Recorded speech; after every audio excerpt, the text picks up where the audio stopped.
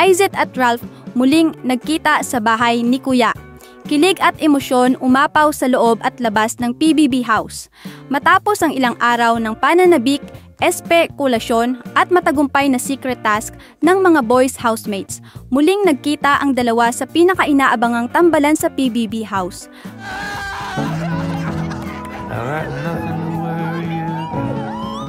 Sina Izzy at Ralph. Grabe ang naging eksena sa loob ng bahay ni Kuya matapos ibunyag ang pagbabalik ng mga comeback housemates na sina Charlie at Ralph at literal na nagkagulo ang mga fans sa labas. Bumuhos ang kilig sa buong bahay nang officially ipahayag ni Kuya sa girls housemates na may mga housemates na lihim na bumalik sa bahay matapos matagumpay na maitago ng boys ang comebackers. Hindi biro ang task. Todo bantay at cover-up ang ginawa ni Will, River, at iba pang boys para hindi mabuking sina Ralph at Charlie. At sa sandaling ibinunyag ni Kuya ang katotohanan, lahat ng mata ay napunta agad kay Izzy. Nung tuluyan nang lumabas si Ralph mula sa taguan, napahinto si Izzy tila hindi makapaniwala sa nakikita. Napatayo siya sa kanyang kinauupuan at agad na niyakap si Ralph sa gitna ng tuwa, gulat at labis na saya. Oh my God! Ralph!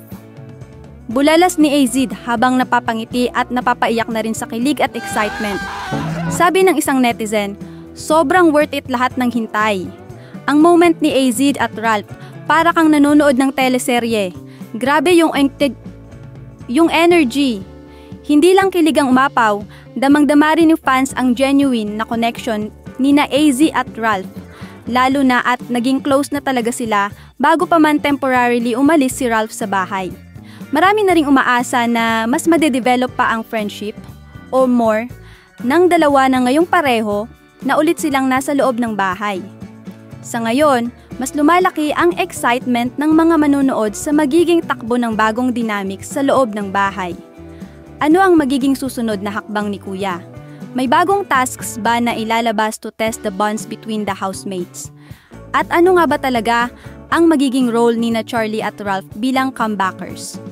Isang bagay ang sigurado, mas lalong uminit ang PBB season na ito at hindi pa tapos ang kilig, iyakan, tawanan at big revelations.